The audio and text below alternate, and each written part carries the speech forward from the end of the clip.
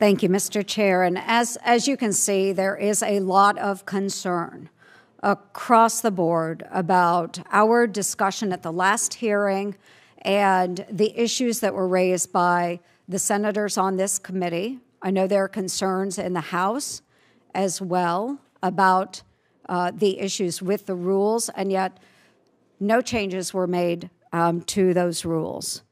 So, Mr. Kelly, I am concerned you started making calls to stakeholders to garner support for these rules when you noticed that they weren't receiving support.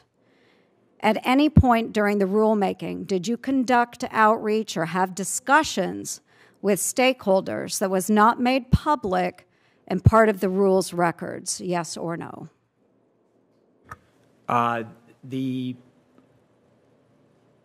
Did we conduct outreach? Yes, we made all of the folks available, all of the folks aware that the rules were available.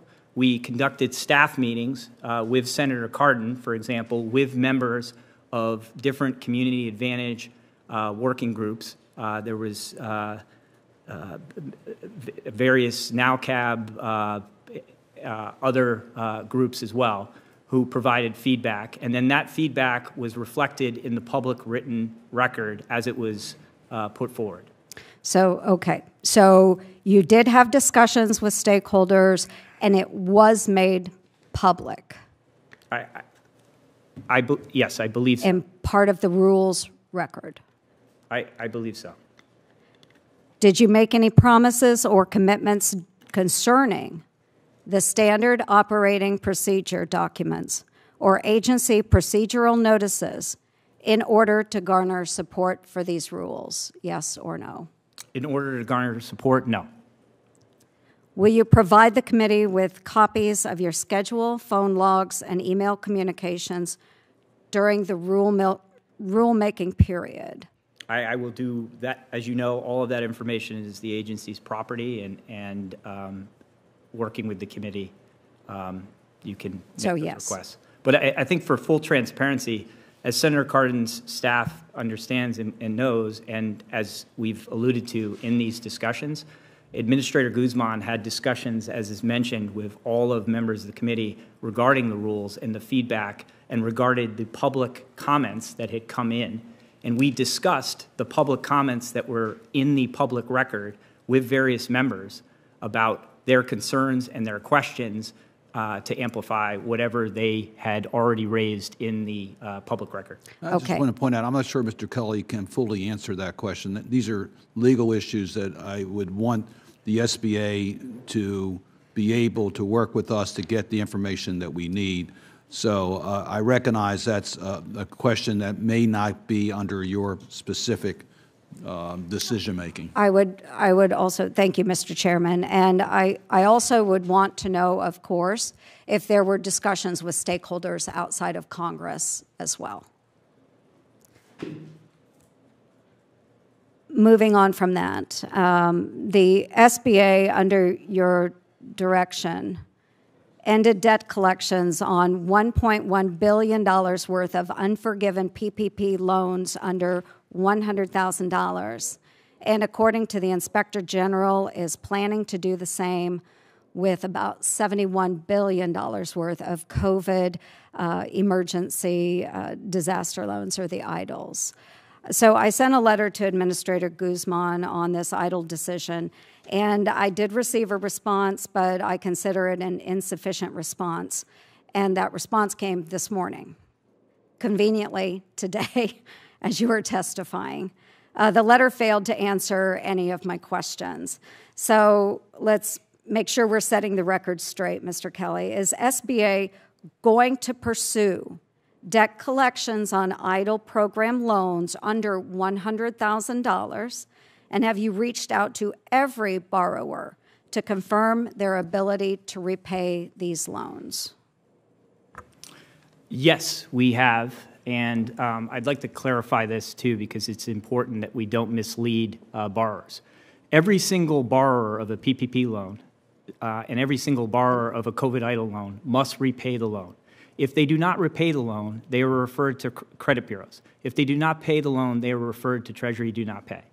The decision we made with the law, the law calls for the agency to make a cost-benefit analysis for instances under 100,000, where the cost of administering the Treasury offset would be higher than the recovered dollars. And we looked at the cost, which it was estimated to cost about $6 million to collect $3 million on that 1.2 million or 1.2 billion or 77,000 PPP loans. And that is because when we took a more conservative loan portfolio snapshot, we took 2009 to 2022, loans that had been underwritten, loans that had personal guarantees, loans that had all available collateral but could be unsecured. And we looked at what Treasury offset wage garnishment had collected. In that 13-year period, it collected $65,000. We had no personal guarantees. We had no underwriting. We had no collateral. These were all by design. These were not bugs. These were features of these programs. And so after someone has not made repayment and the lender has taken the servicing and liquidation action that they can take, they seek purchase. And when we estimated the cost of pursuing Treasury offset or TOP, it would cost us more than the money we would collect. And that is why we opted to stop that so that we didn't waste $3 million of taxpayer money. Mr. Kelly, I don't think it's a waste to ask Americans to repay loans that they signed We are up asking for. them to repay. We are not, I want to make this really clear. 100%, I want everyone watching at home on C-SPAN, you must repay your loan. If you do not repay your loan, if you do not seek forgiveness, incidentally, if you miss 60 days of non-payment in the PPP program by design, ratified by the Economic Aid Act, you still have up to 5 years to come back and seek forgiveness.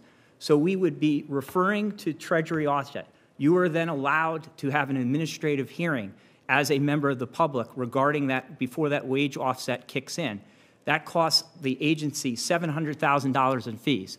You then can seek forgiveness for which under $100,000 by law under the Economic Aid Act, you need to submit a one-page form to the lender who then services the forgiveness decision. So repayment is 100% required. We will put them in Treasury do not pay, which means that they are barred from seeking any other aspect of federal programs until they make the government whole on that. They are referred to the credit bureaus, so their credit score goes down. And we should make a distinction as well.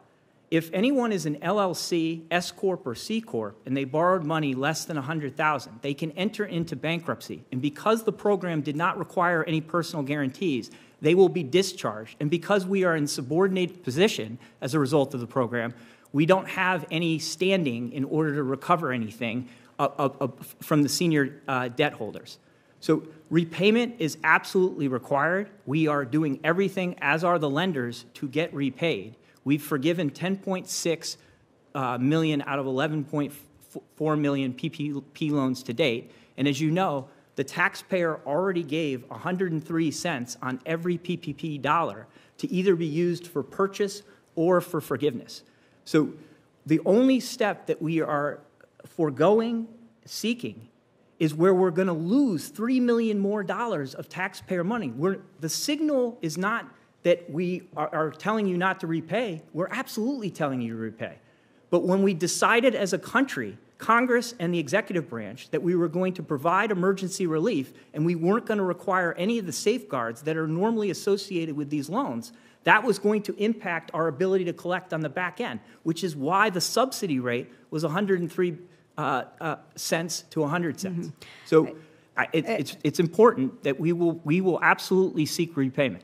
Well, and I know we need to move on, Mr. Chair, but I think the message is out there, though, that we are not doing everything we humanly can. We'd rather not spend the $3 million. It's just like the charlatan that went after your grandmother on the phone issue. No, we're saying to those... That person got away. In the case of the PPP program, we have identified the folks that either attempted fraud or committed fraud, and we have referred them to the IG so that we can all go get them. That's the distinction. Thank you. And we'll